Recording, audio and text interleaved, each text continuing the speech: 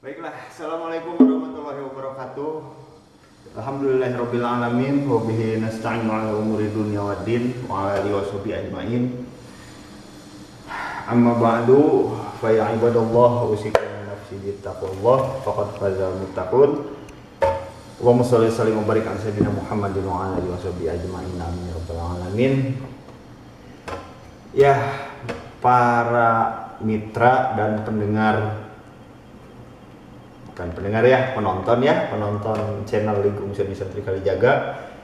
Kali ini saya akan sedikit mengupas gitu ya tentang ini salah satu instrumen musik tradisional yang semuanya juga sudah tidak asing lagi ya, sudah tidak asing lagi. Ini kendang ya, kendang dari Tatar Sunda yang malah tidak hanya orang Sunda saja yang memakai ini, itu ya, bahkan sekarang grup-grup kesenian ya di Jawa Tengah pun kan ya, seperti wayang kulit, campur sari, banyak memakai kendang seperti ini ya, banyak ya, untuk hiburan-hiburannya gitu. Dan bahkan suara kendang ini pun ditirukan dengan gaya koplo ya, pakai tabla atau tam-tam biasa gitu di Jawa Timur sana. Bukti bahwa memang kalau istilah gaulnya sesuatu banget gitu ya alat kendang ini. Tapi tahukah para pemirsa dan sahabat sekalian rahasia dibalik kendang ini yang menjadi pelajaran bahan tafakur bagi kita semua ya, sesuai firman Allah Subhanahu wa taala, surat Ali Imran ayat 192 ya. A'udzubillahi minasyaitonirrajim. Bismillahirrahmanirrahim. Inna fi khalqis samawati wal ardi wa ikhtilafil laili wan nahar wan nahari la ayatin liulil albab alladzina yadhkurunallaha qiyaman wa qu'udan wa 'ala junubihim wa yatafakkaruna fi khalqis samawati wal ard rabbana ma khalaqta hadza batilan subhanaka faqina 'adzabannar. Al-ayah, shadaqallahul azim. Ya, yang inti dari ayat ini menyebutkan bahwa ulul albab itu orang-orang yang selalu mempergunakan akal pikirannya dengan semaksimal dan seoptimal mungkin, pasti akan menyadari bahwa alam sekelilingnya itu terdapat pengajaran ya, terdapat pengajaran yang penting yang dapat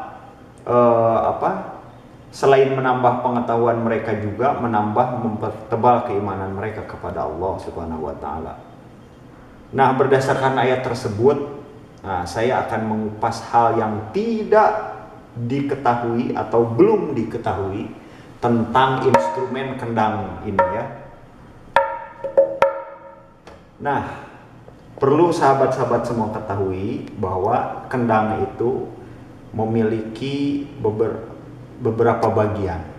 Kendang Sunda memiliki beberapa bagian. Yang pertama ini disebut badan kendang disebut kuluwung ya, kuluwung gitu ya. Kuluwung ini ya terbuat dari kayu, biasanya kayu nangka ya, yang suka dipakai sebagai kendang dengan kualitas terbaik itu biasanya dari kayu nangka.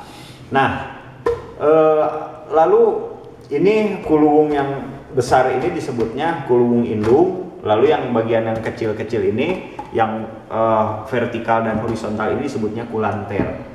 Kita akan menerangkan perbagian dulu ya. Di bagian kuluwung indungnya. Nah, di bagian kuluwung indung terdiri dari dua permukaan kecil dan besar. Ini yang kecil dinamakan kemprang ya. Yang besar dinamakan gedung. Saya tidak akan menerangkan bagaimana cara menabuhnya dan gimana-gimananya. Itu sudah banyaklah channel lain yang membahasnya ya, yang bahkan lebih, yang permainannya juga sudah level internasional ya. Itu sudah banyak. Nah, tapi di sini saya akan mengungkap rahasia dari kendang ini, ya, seperti yang dijelaskan oleh surat Ali Imran ayat 192 tadi, bahwa setiap apapun benda yang ada di alam semesta ini akan menjadi bahan tafakur, akan menjadi bahan renungan yang menambah tebal keimanan bagi seorang ulul albab. Ya, baik, kemprang dan gedung. Saya mainkan dulu sebentar ya.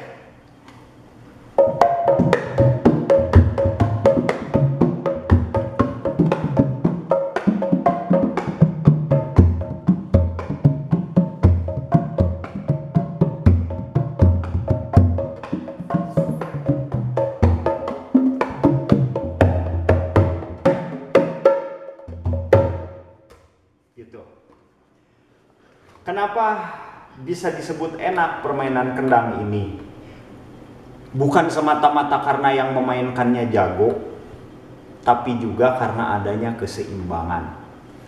Ya, keseimbangan antara yang memukul bagian perang dan memukul bagian gedung ini seimbang. Walaupun cara memukulnya beda antara memukul perang dan gedung, tapi karena seimbang jadi melahirkan sebuah irama. Begitu ya. Nah, lalu apa bahan tafakur dari kendang ini? Ternyata kendang ini adalah perlambang gambaran dari kehidupan seorang manusia. Gambaran manusia gimana? Nah, ini yang perlu sahabat-sahabat Santri Kalijaga ketahui. Manusia dikaruniai oleh Allah Subhanahu wa taala dua potensi. Yang pertama akal pikiran, yang kedua nafsu. Kedua hal ini potensi dan tidak boleh dihilangkan. Salah satu hilang, maka manusia itu akan menjadi manusia yang cacat. Ya. Bukan cacat jasmaninya, tapi dia cacat rohaninya. Orang gila adalah manusia yang sudah hilang akal sehatnya, hilang nuraninya. Dia sudah bagaikan sebuah binatang atau seekor binatang yang tak berekor gitu. Karena pikirannya sudah hilang, akal sehatnya sudah hilang. Terhadap orang gila ini bahkan kewajiban syariat pun hilang. Orang yang gila, yang hilang akalnya, dicabut kewajiban sholat, kewajiban zakat, dan pokoknya ibadah-ibadah mahdoh ya hilang sudah. Orang gila nggak perlu lagi sholat, nggak perlu lagi zakat, apalagi naik haji nggak perlu, karena akal sehatnya hilang. Itulah dalam beragama ya, kita harus punya akal sehat. Kalau akal sehatnya hilang, orang itu gila gitu, dia udah nggak perlu ibadah lagi, ya udah nggak perlu ibadah lagi. Nah itu. Nah jadi ini adalah merupakan gambaran dari keseimbangan akal dan nafsu tersebut. Nah nafsu ini ingat, merupakan potensi juga dalam diri manusia. Itu tidak boleh dihilangkan. Kalau nafsu dihilangkan, maka manusia itu tidak akan memiliki daya apa-apa. Jangankan bekerja keras, menggerakkan ujung jari saja, ketika seorang manusia nafsunya sudah hilang, dia tidak akan sanggup. Nah, kenapa orang yang sakit parah gitu sampai kadang tidak bisa menggerakkan walaupun hanya ujung jarinya? Yaitu karena nafsunya sudah dihilangkan oleh Allah, sudah dicabut. Kita bisa makan ya, enak, bisa kulineran atau bisa karaokean, itu karena kita memiliki nafsu. Kalau nafsu kita hilang, jangankan kulineran, makan sebiji beras, sebiji nasi saja yang kecil nggak akan mau gitu. Itu ya, baik. Nah ini, jadi ini perlambang apa ini? Kita bicara tentang kemprang dan gedung kendang dulu. Kemprang adalah perlambang dari akal pikiran manusia. Ya. Oleh karena itu, dia kemprang ini kecil letaknya di atas. Ya, karena apa? Ya, akal sehat manusia itu dibandingkan nafsunya jelas lebih besar nafsunya. Silahkan buktikan. Sampai-sampai tentang hal itu pun Allah berfirman bahwa kerusakan alam itu oleh akibat manusia. Dhaharul fasadu fil barri wal bahri bima kasabat aydinas. Kerusakan alam di darat, di laut, di udara dan dimanapun itu adalah akibat dari ulah manusia. Itu dikarenakan keserakahannya nafsunya. Ya, baik. Sekarang seperti kendang ini tadi kan nih.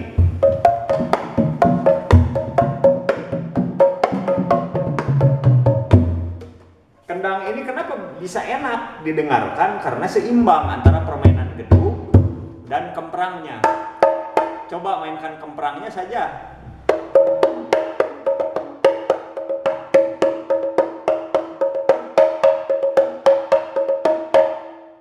Atau gedungnya saja.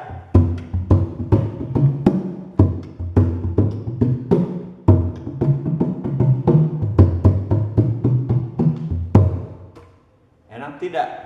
Tidak. Kenapa? Karena tidak seimbang.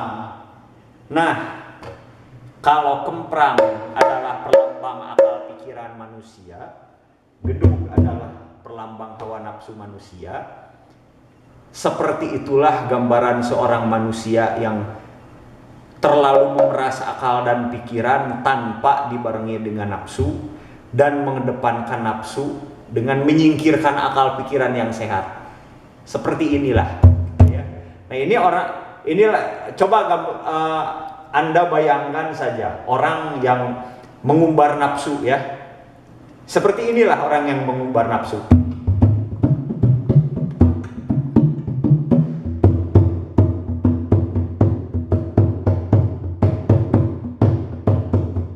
Seperti itu. Ya. Seperti kendang yang gedungnya saja dipukul-pukul. Akhirnya iramanya nggak beraturan, nggak enak begitu. Kalaupun iramanya teratur tapi nggak enak karena dia ya gini aja gitu. Nah, makanya dalam agama kita, agama Islam, nafsu itu bukan untuk dibuang, saudara-saudara. Ya, nafsu itu harus dikendalikan. Nah, coba tadi tanpa ditahan ya, sekarang kita tahan pakai tumit.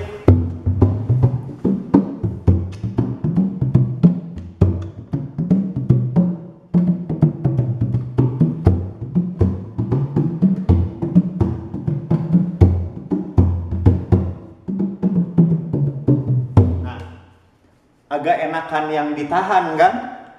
Ya, seperti itulah nafsu, saudaraku. Nafsu itu bukan untuk dibuang, tapi nafsu itu harus dikendalikan. Seperti suara gedung ini yang dikendalikan dengan apa? Dengan ditekan pakai tumit tadi. Dilihat kan? Tadi ya sudah disorot tuh. Itu. Tapi tetap kalau hanya nafsu saja yang jalan tanpa akal pikiran tidak akan seimbang. Nah, akal tanpa nafsu sama tidak seimbang. Tapi coba lihat ini.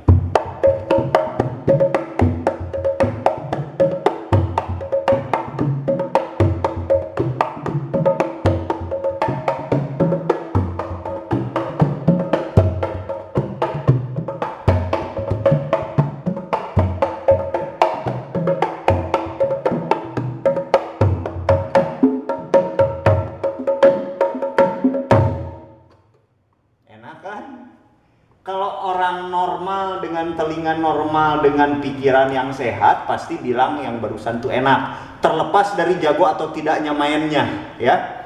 Tapi menurut telinga orang normal yang barusan tuh enak. Ya kenapa bisa enak? Seimbang gitu ya, seimbang. Nah begitupun manusia, kalau akal sehat dan nafsunya seimbang, maka ya enak gitu, enak hidupnya. Dia tidak akan merugikan dirinya sendiri, tidak akan merugikan orang lain, gitu ya. Apalagi alam sekitar tidak. karena seimbang antara akal sehat dan nafsunya. Nafsunya tidak dibuang, tapi dikendalikan. Ya, bisa dimengerti ya, bisa dimengerti. Mudah-mudahan bisa dimengerti. Gitu. Ya, jadi seperti kenang inilah. Gitu. Dia bisa enak karena gedungnya suaranya terkendali, dibarengi dengan kemprang.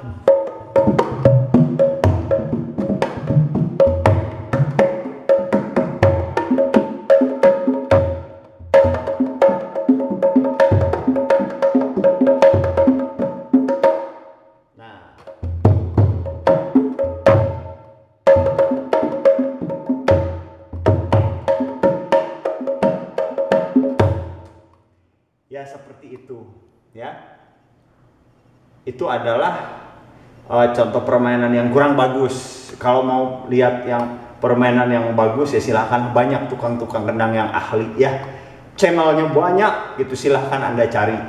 Saya di sini hanya memberikan gambaran gitu, bahwa lihat permainan kendang yang enak itu, ya. Bayangkan kalau yang seperti itu adalah keseimbangan manusia yang rohaninya tertata, akal pikiran dan nafsunya terhubung dengan sempurna, nafsunya terkendali, akal pikirannya dipakai. Sip, sempurna. Begitu kan?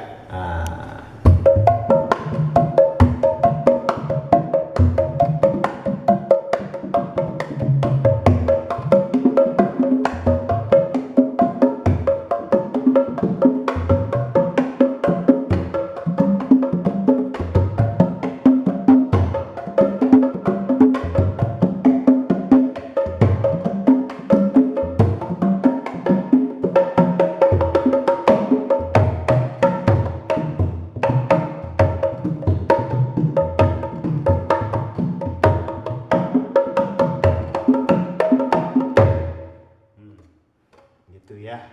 Jadi ya sekali lagi itulah manusia bisa menjalankan kehidupannya dengan baik dan benar apabila akal sehatnya dipakai, nafsunya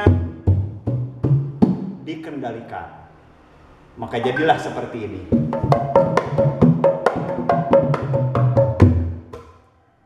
Enak. Gitu ya. Seperti irama yang ditimbulkan ini enak karena seimbang. Ya manusia juga begitu, harus seimbang. Akal sehat dipakai, nafsu dikendalikan, maka manusia itu akan bisa menjalankan kehidupannya dengan baik dan benar, terutama dalam rangka mengabdi kepada Allah Subhanahu wa taala. Baik, untuk sementara itu baru bagian 1. Nanti bagian-bagian yang lainnya kita akan lanjutkan kembali di lain kesempatan. Terima kasih atas perhatiannya. Wallahul muwaffiq ila aqwamit thoriq. Assalamualaikum warahmatullahi wabarakatuh.